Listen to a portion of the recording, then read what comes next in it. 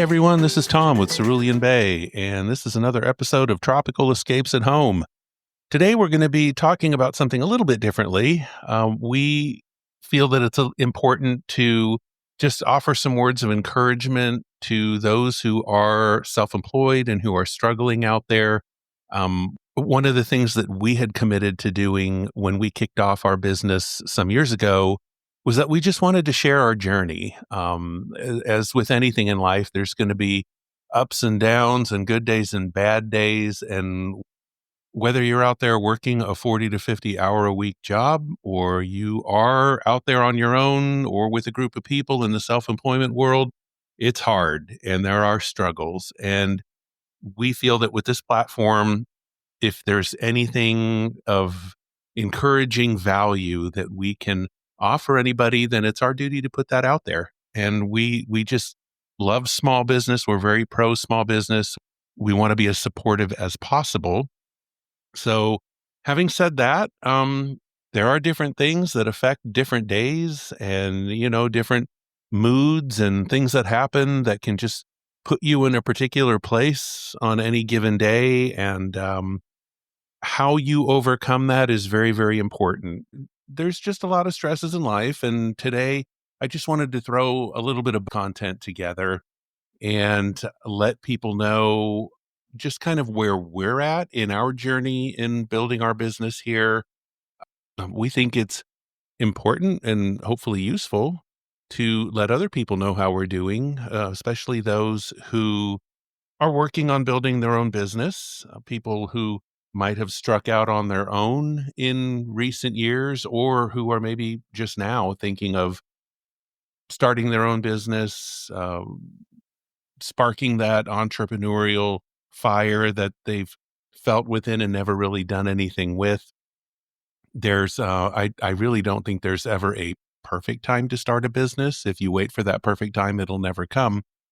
But as my wife and I have said, if you want to have that financially secure future, you usually have to work pretty hard for it, and everybody has their own definition of what that means. But I think it just means that there's no guarantees in life. And, if you've got a good thing going out there in a secure job and you're able to head towards retirement and you've got your ducks in the row for a good financial future, I mean, that's awesome. Self-employment is definitely not for everybody.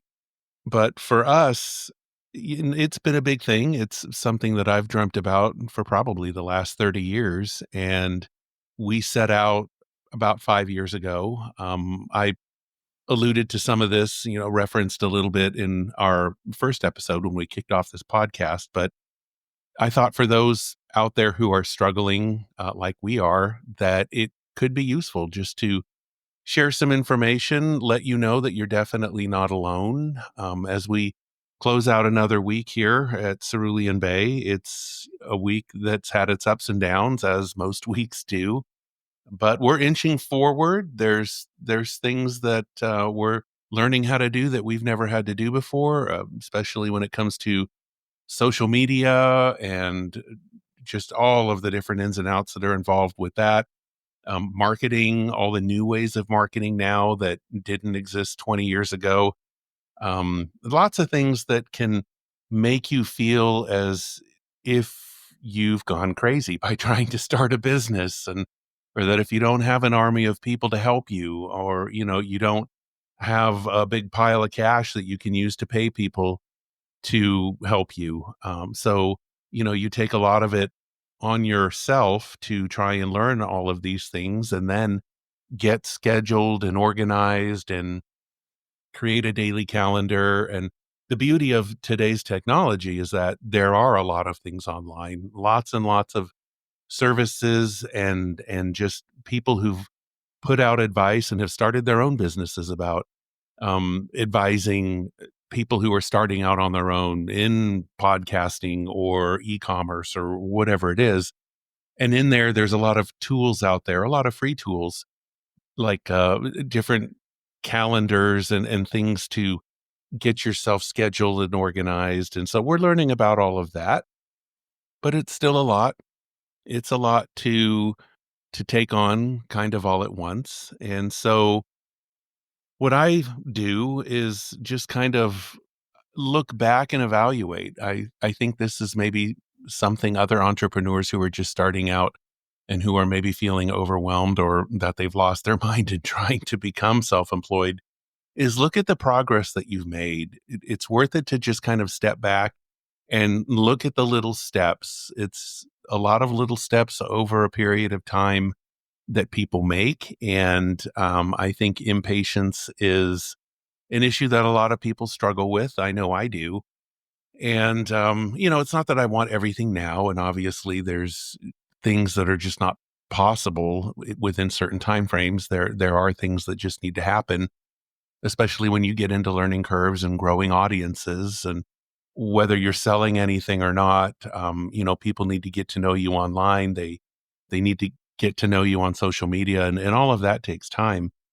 But it's just a reminder that I thought was important to share today, to just look at the progress that you've made. I look at where we started out back in 2018 when we made our first trip to Fiji and decided that, yeah, an import business would really be cool. And the South Pacific and some other tropical locations that we've discovered since then don't have regular access to the American market. There's just things that you can't find here that you can find in other countries. For example, Australia and New Zealand, it's very easy to find a lot of South Pacific products. Fiji is very close to these places, and other countries down there, the Solomon Islands, which has amazing wood carving, they're more well known in the Australian markets and in the market of New Zealand. Whereas here in the US, we're obviously a lot farther away. It's a lot more expensive for those people to get their product to the American market.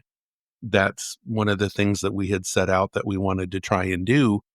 And we've had to evolve, especially since COVID and all of that, which just had a profound impact on the cost of raw materials. And since then, shipping has still just been out of control. And certain services, like with the United States Postal Service, good old post office there, the service has just declined horribly over the last 3 or 4 years when it comes to international shipments. Things just get lost and tracking numbers aren't used. The Postal Service told me when I've had a few packages coming in from Fiji that were lost, they made it through customs in LA, and that's when the Postal Service takes over, and they were lost. And the Postal Service actually told me that they only use their tracking system 50% of the time, and that it's only as good as postal employees who take the time to input the tracking numbers into their system. So we stopped using the Postal Service last year, and now we use DHL only for international shipments, and then we use UPS only within the US and Canada. It's just an example of the learning curve that it takes, the steps that you have to go through to get to that point, though. When you go into certain ventures, you just don't know. You give it your best shot and you learn from your mistakes and you see what works and what doesn't work. And the COVID thing was obviously a big curveball, which hopefully never happens again. But we've learned and we're continuing to learn. So the dream is still alive. We want to bring these products from these far off and remote places to the American market. We want to educate people who might not be familiar with these far off locations, just how amazing they are. And in our opinion, that they're more than just a thing you check off of a bucket list. They are awesome to travel to. You spend 5 days, 10 days, 15 days down there, but it's just so much more than life at a resort. So we're going to continue on with trying to import, and we are also looking at American made. There's lots of artists here in the US that produce really, really beautiful things, and they too need publicity. And, those who do want to produce in quantity and get the word out and grow, we want to connect with them, especially in the tropical space. There are people who are happy about just selling occasional artwork, which is perfectly fine. And then there's those who would love to grow their markets and grow their audience. So again, it's that whole entrepreneurial spirit. It's the stress of being able to pay the bills when you have to do this full time and the money isn't there like you would like it to be. And for many people, like you need it to be, but you just can't give up. So that's where we are. We decided to relaunch our business in July of 2024, and that's when I left my full-time job in oil and gas because I had to. It was just impossible to do both. I thought about only leaving the position that I happened to have been in at the time, and that maybe I should stay with the same company and maybe just take a less stressful position because the one that I was in was stressful. It was not managed well. The roadmap, the whole more than just the job description was poorly planned. It just was too much. And so I thought, maybe I should just stay with the same company and find something that was a little less crazy. But then I thought, no, I need to be at home. That entrepreneurial spark that I had started was burning as a little fire there. And I thought, this is not cool. I'm not going to let any more years go by without really giving this my all. So Edna and I, we talked about it, and it was a tough decision to make. Going out on your own, as I've said before, is not for the faint of heart. It's very expensive.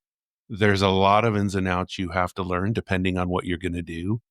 A year ago, I would have never thought we would be doing a podcast. Never. I would I would always say, who would want to hear this voice on a show or a radio or whatever? Uh, Video is something that we're just starting to, and that is nerve wracking in and of itself. Another example of a learning curve. I have to learn how to edit video. I need to do this because for websites and for search engine optimization or SEO, video is a very good thing to have.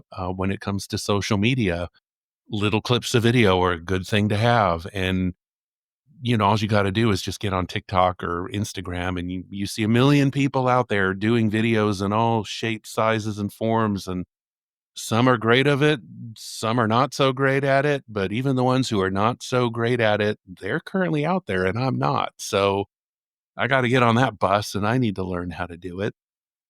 But I say all that just as another example of being self-employed, the things you got to do.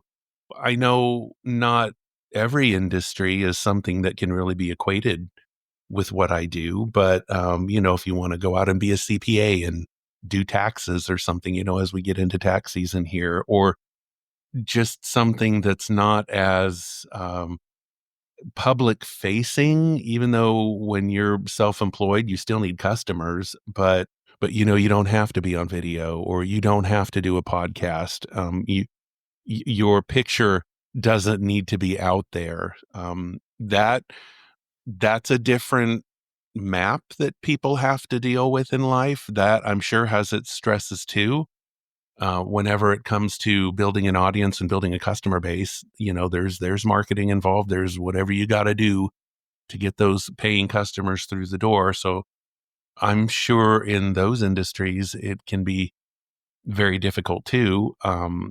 But today I can only speak to what I'm doing here, and anybody who might be in a like-minded or a similar situation where you need social media, things like starting a podcast or getting on video or just something in this same vein. I'm hoping that what I have to share in terms of the difficulty, the learning curves, just I'm hoping that it helps people know that they're not alone.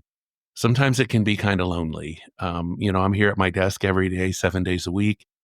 Uh, Edna helps with things when she can, but she runs our house and she's got her errands that she does. And, she doesn't have a lot of time to spend with what I'm doing. I'm hoping to get her as a guest host here and there. If once we get a cadence down here and we get going, really get going with things, we kind of get into a groove or a rhythm. She's a lot of fun. You guys would just love her. she's a hoot. She's funny. She's just, I don't know. She's an absolutely amazing person. We've been married over 30 years now, and we have a lot of fun together. I think it's just awesome when your life partner, you can say that you have 99% of things in common with, because we do. We really do. If you were to look at us, you'd never know because I tower over her at 6'5" when she's 5 foot tall, but that doesn't matter. I mean, she's just a lot of fun and she's very supportive. And I know that she wants to be able to help more, but there's a learning curve for her too, though.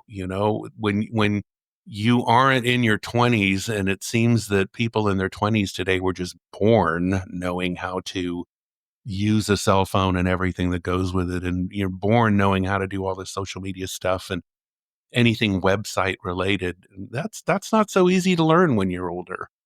And that's a struggle. That's part of our struggle too. And when you don't have payroll available to pay people to help you with this in the beginning, it's hard. It's definitely something that we struggle with. I feel like I use that word struggle an awful lot. Man, am I really struggling that much? But I guess I am. But I'm not shy to put this out there. This is something that I don't think 6 months ago even I would have felt comfortable doing. I tend to be more of a private person when it comes to things that I have to do, and things on the job or what you have to do to pay the bills. Some people are very open and they don't mind sharing all of that. I just always tended to be more of a private person when it comes to that. Not that there's anything to hide, but maybe I've just felt that people, I don't know, would find it boring or not very interesting or whatever. But when it comes to self-employment, I'm such an advocate, a pro small business person and supporting small businesses. And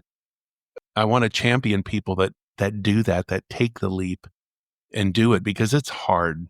It's hard. Here in Houston, one of our most favorite places to go when we just want to get a little break here and go grab a beer or something is Senate Avenue Brewery.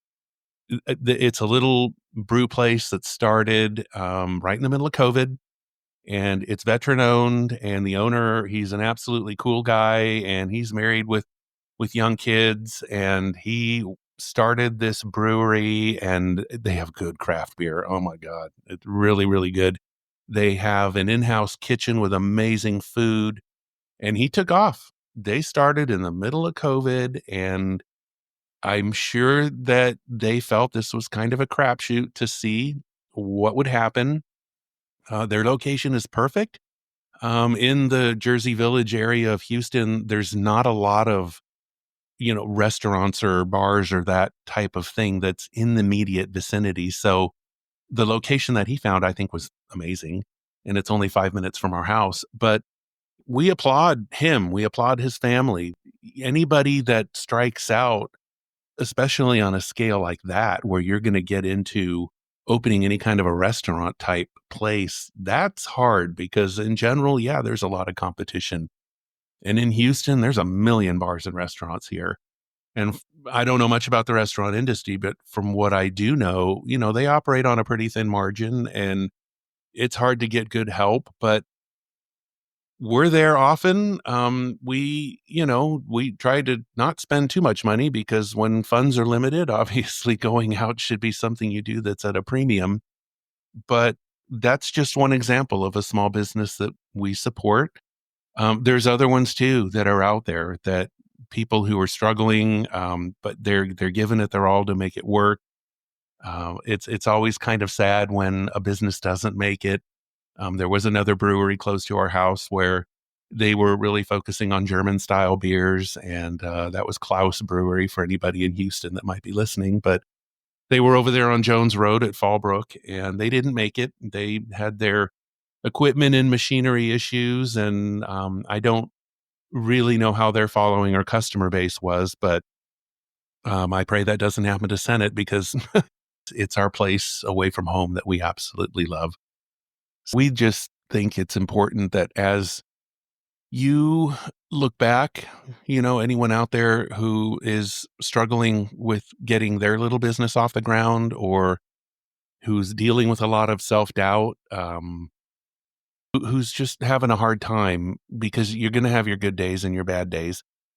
Just hang in there. I look at the small businesses around where we live, and I've been watching them closely, and we get to know people, as much as we can. We have our favorite places where we go, and we get to know the bartenders and the servers, and if we can, we get to know the owners, and we hear the struggles. And for the people that we see who are succeeding, they're making it from one day to the next, and one week to the next, it's a month to the next. It's we're there cheering them on, and we want to be a part of that little club, of successful people. So that's why we are grateful for all of the readers of our blog at ceruleanbay.com, for everybody who shops in our little store and buys something. Hopefully they spread the word.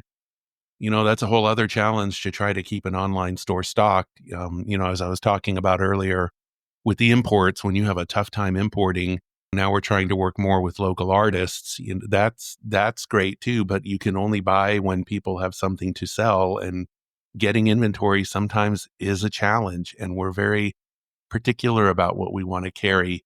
We want things to be as authentic and handmade as possible, or if it is factory made, that it's damn good quality and that it's not something that's made in the millions. We're very particular about what we want to carry. But that's another aspect of owning a business, is if you've got physical product, people who create digital products, ebooks and courses and sell coaching online.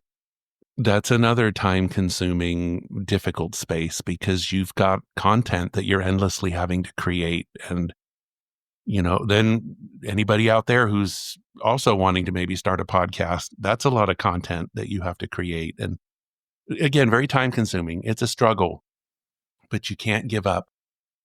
So I think one little note I'd like to put out there. My wife and I, we're not the biggest TV watchers. We're not up to date on all the current stuff that's out there. There's just a lot of stuff we don't watch because it just seems to be there's just a lot of crap out there, and I don't know, maybe we're just old school, but there's just not a whole lot that's coming out on Netflix or Amazon Prime or any of those that really draws us or that we want to be spending our time with. But there's a show that was on a while ago, Frasier. We absolutely love the series Frasier, and we've seen all the episodes many times. I know he tried to do the reboot there, Kelsey Grammer, and we weren't that drawn to it, but we didn't have the time to keep up with it as much either. I don't know, maybe the reboot will take off, and we'll have to see. But I think from what I heard though, that Paramount Plus just canceled it, so I don't know. We'll see. But anyways, not to get off the point here, we were big fans of the original series, and for anybody that's familiar with it and maybe watched it from the beginning to end, you would know that Frasier started his new life and had left Boston and went to Seattle, his hometown, to start a whole new life. And he was divorced, and his son lived across the country. And when you get through the whole series of 11 seasons there, when they get to the end, season 11, where they're closing out the whole series, he's in his radio booth. He was a radio show, On Air Psychiatry. And there was a poem that he read, and I'm not a big poetry person, but there was a poem that he read, and I just wanted to go ahead and read that here. It is from Ulysses by Alfred Lord Tennyson. And it's just a simple little thing that says, "It may be that the gulfs will wash us down. It may be that we shall touch the happy isles. And though we are not now that strength which in old days moved heaven and earth, that which we are, made weak by time and fate, but strong in will, to strive, to seek, to find, and not to yield." And what Frasier tells his audience is they're all looking through his studio window, the cast that had been on the show, He says, I've been thinking about that poem a lot lately. And I think what it says is that while it's tempting to play it safe, the more we're willing to risk, the more alive we are. In the end, what we regret most are the chances we never took. And I hope that explains at least a little this journey on which I'm about to embark. And what he's doing is he's ending his radio show. He's leaving Seattle. He ends up moving to Chicago to follow a woman that he had fallen in love with. But every time I see that final episode, to me, you know, if you go on our website, ceruleanbay.com, we have a link to what I wrote. It's called Our Journey, and I reference this in there too. And I feel like that's us. It may be that life will wash us down. And when he says it may be that we shall touch the happy isles, I didn't know what that meant. And I had to look it up. It means maybe something happens where you die in life. There's a tragedy, terminal illness, something bad that can happen. But, in this poem, you don't give up even when things wash you down. And even if there's the risk of death, you go, you don't give up, you take that risk. And as we get older, we don't have the strength that we used to have. We are made weaker by time and by fate, but we're also made stronger in will. And with that strength, you continue to strive and to seek and to find and not to yield. And I feel like that's where my wife and I are. Everybody gets beat up by life a little bit, and we're no exception to that rule. I feel that we're not going to yield. We're going to keep on this little journey that we're on. We're going to grow our audience as much as possible. We want to get as many readers and followers as we can. We're monetizing our website and monetizing this podcast.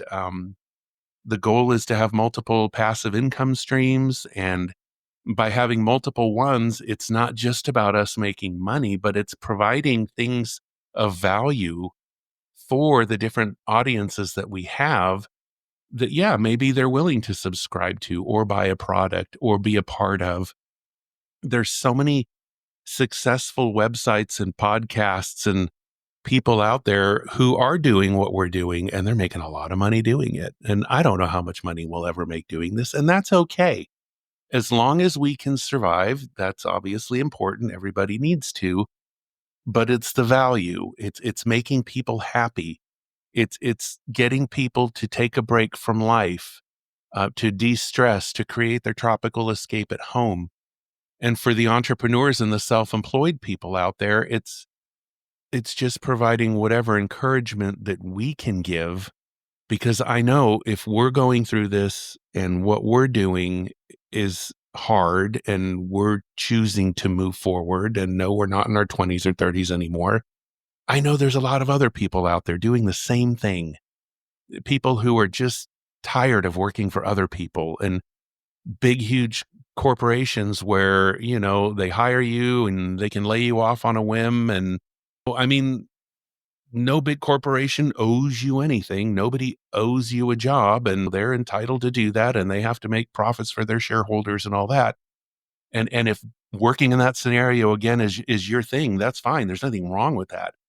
But for a lot of us, that's not what we want. We don't want to be just a number. It's something that when the bean counters come along because there's a turn in the economy, that now, oh, who can we get rid of now? And because you can be the absolute best person and they will let you go. And it doesn't matter how valuable you think you are or how good you think you are. When they decide that they are going to let you go, they're not going to bat an eye. And should the need arise, they'll replace you in a week or in a month or whenever. I just couldn't work in that anymore. And so to those out there who feel the same way and they're just trying to strike out on their own, and you haven't reached the point where you're successful yet and you've got those income streams going, if you're like us and you're struggling out there and trying to make it happen, don't give up. We're not going to give up over here, and I don't want you to give up over there, wherever you are. Just keep it going. And just remember that little poem. Again, it's Ulysses from Alfred Lord Tennyson, if you want to look it up. I think it's a great reminder. I pull it up on our website periodically, and I have to reread it. And it's a reminder that it's it's important to just remember the failures that you have only lead to future successes.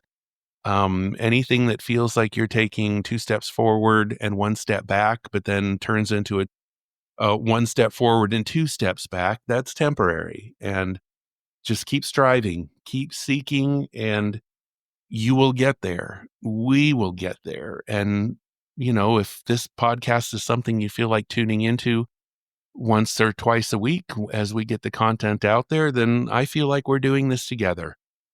So I think on that note, we're going to go ahead and call it a day. I think it's actually time to go crack open a cold one and just reflect back on this day. Learning social media for me is not an easy thing to do, and it's not something that I really have a lot of help with right now. So that's my struggle.